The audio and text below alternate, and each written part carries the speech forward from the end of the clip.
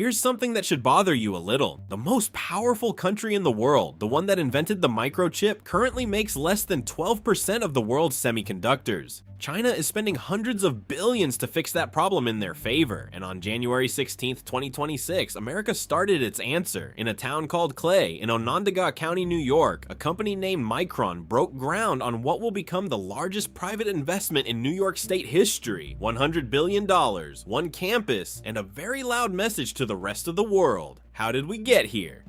For decades, the logic made sense on paper. Why build expensive factories here when someone else could build them cheaper overseas? So American companies moved production to Asia, kept the design work at home, and told themselves that was fine. Globalization would handle the rest. It felt like a win. Nobody really stopped to ask what would happen if the entire system broke down at once. It seemed too unlikely to plan for. Then it happened anyway, but then 2020 happened. Factories shut down, shipping lanes clogged, car manufacturers couldn't finish cars because they were missing a $40 chip, hospitals couldn't get equipment, game consoles sat on empty shelves for 2 years. The entire global economy seized up over a component most people couldn't pick out of a lineup.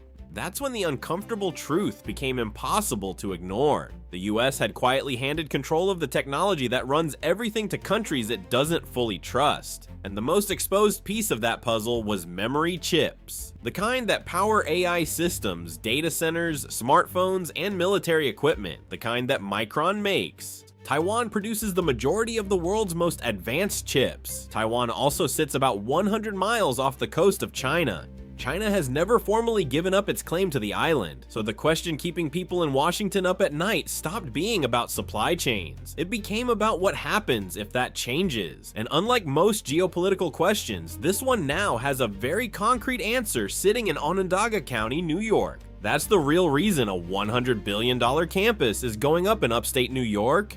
Meet the megafab.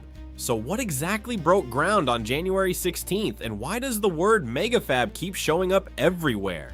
A fab is a fabrication plant, a semiconductor factory, and what Micron is building in Clay, New York isn't one fab. The plan calls for up to 4 of them, all on one massive campus, making it the largest semiconductor complex in the United States once complete. Each fab spans 1.2 million square feet with 600,000 square feet of clean room space alone. Stack all 4 together, and you're looking at a footprint roughly the size of 40 football fields, all dedicated to building the most advanced memory chips on the planet. The campus sits on 1,400 acres inside White Pine Commerce Park, north of Syracuse. The groundbreaking wasn't a quiet shovel in the dirt moment. Micron's CEO Sanjay Mehrotra stood alongside federal, state, and local officials to mark the start of construction, followed by a program at Syracuse University's National Veterans Resource Center, where government and industry leaders spoke about what this moment means for the country. Manufacturing is targeted to begin in 2030, with capacity growing in the years that follow. This is a 20-year build, not a ribbon cutting, a generational commitment.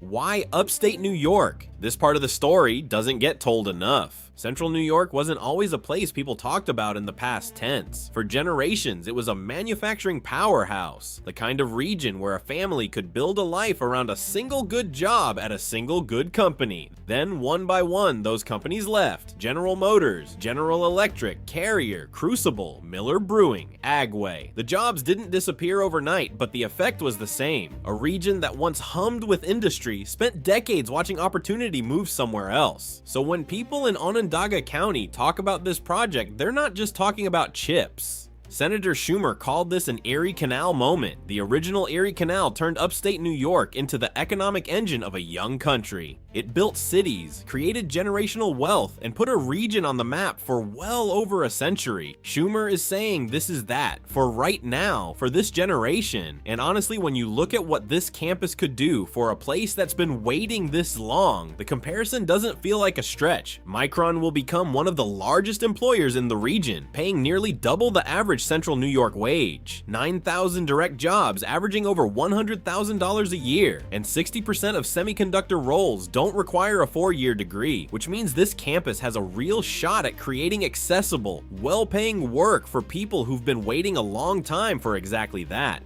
When you think about who benefits most from a project like this, is it A, the local community, or B, the broader national economy? Drop your answer in the comments because the answer might surprise you. The real numbers.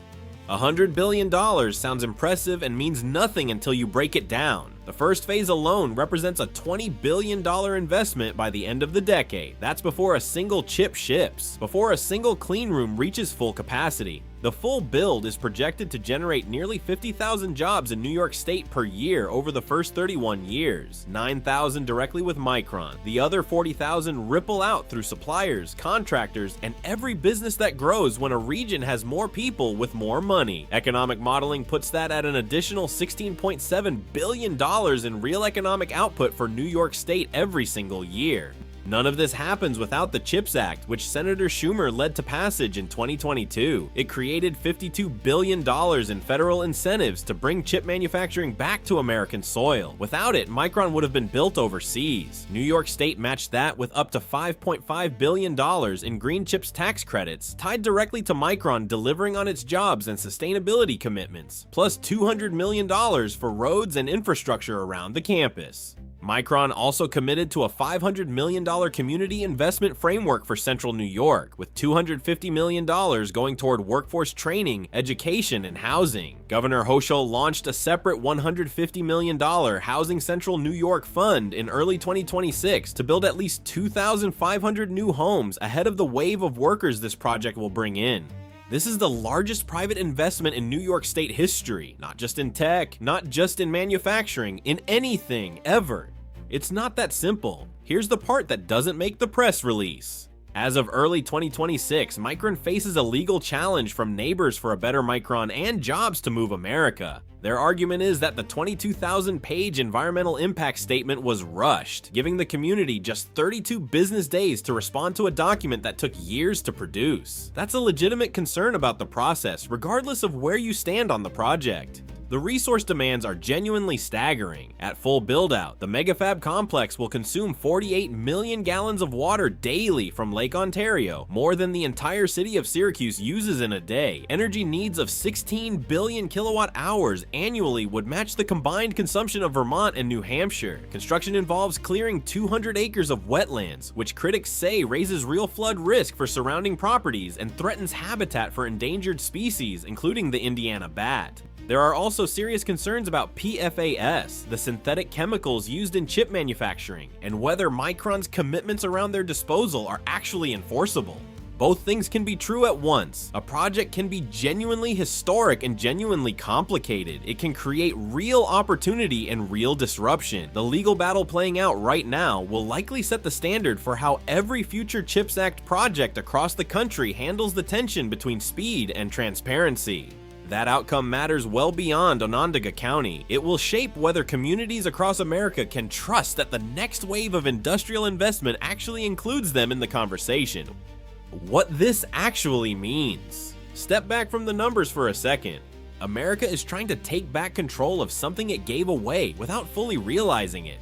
Not through tariffs or speeches, but through concrete and clean rooms and a 20-year bet on a town most people couldn't find on a map. The chip war with China isn't a future problem. It's a problem right now. China has been pouring hundreds of billions into its semiconductor industry with a stated goal of self-sufficiency by the end of decade. The US spent those same years assuming the global supply chain would just keep working. The COVID shortage proved it wouldn't. What broke ground in Clay, New York on January 16, 2026 is the most concrete answer America has produced. Not a policy paper, not a committee. An actual facility on actual ground being built by actual workers that will produce actual chips by 2030. Micron isn't just building factories, they're building the argument that the United States can still do this, that a country can decide deliberately and at scale to rebuild something it lost, that the next generation of AI systems, data centers, and defense infrastructure doesn't have to depend on a supply chain one geopolitical crisis away from collapse. Whether this works the way everyone hopes is a question only 20 years can answer,